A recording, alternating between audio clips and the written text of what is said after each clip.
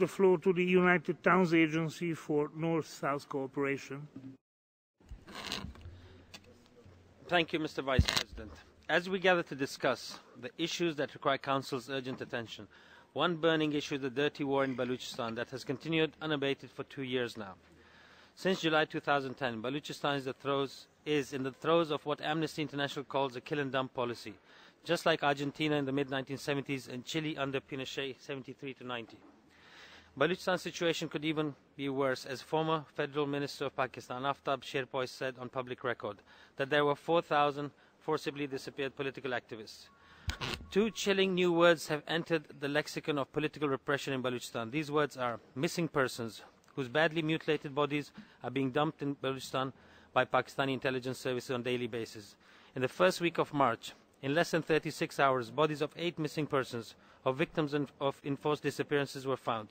Bullet-ridden bodies of Mohammad Hassan, Fateh Mohammad Mari and Abdul Rahim were found on March 2. The body of Abdul Ghaffur Bangulzai was found on March 3rd. That very day, March 3rd, bodies of 4 members of the Baluchistan Republican Party were found in Dera Bukti. The victim was identified as Zaro, Lambo, Mangal and Raimbash. The 4 men were abducted on the 1st of March during a military offensive in Dera Bukti. The dirty war in Baluchistan is like what Hitler practiced in the occupied territories of Europe under his so-called night and fog policy. However, Pakistan continues to deny the reports of Amnesty International and Human Rights Watch and Human Rights Commission of Pakistan and Reporters Without Borders. According to RSF, for 2 years in a row, in 2010-2011, Pakistan was the single deadliest country with a total of 10 journalists murdered in cold blood. As you can see, Mr. Vice President, Baluchistan is the human rights free zone of Pakistan. I urge the Council to send a fact-finding mission to Baluchistan. I thank you, Mr. Vice President.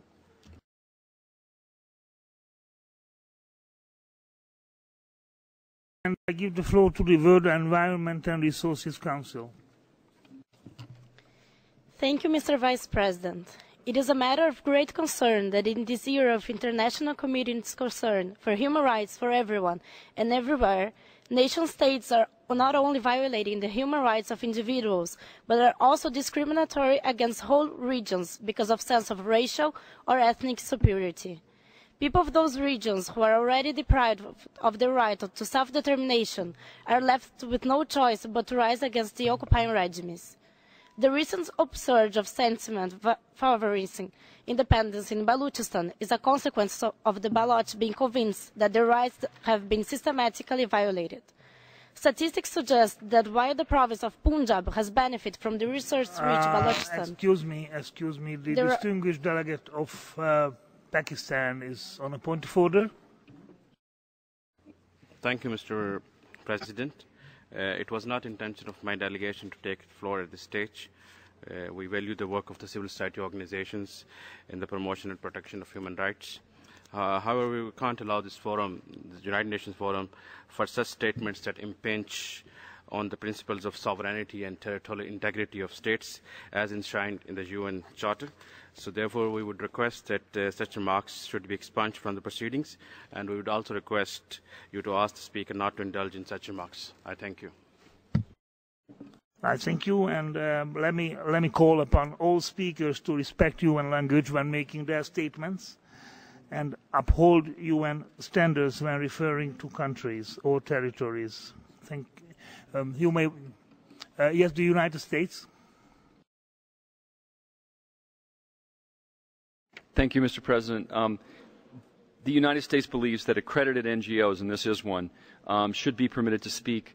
Member states may disagree with the content of their statements, but the intervention just heard was addressed to the subject matter at hand. So we would ask that the speaker be allowed to proceed and end his or her presentation. Thank you. Thank you. That was my intention. You may continue your statement.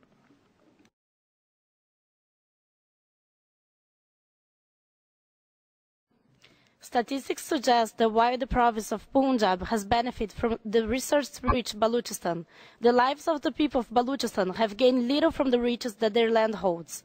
For instance, Baluch and Happiness is fueled by the knowledge that while the province supplies gas to the whole country, the consumers of gas in Baluchistan are far fewer than in Punjab, and the revenues that the province earns not commensurate with the benefits that other derives from its resources. While mega projects like the Gwadar port have been initiated in Baluchistan, the people are alarmed that the resulting employment is going to outstanders rather than the local people.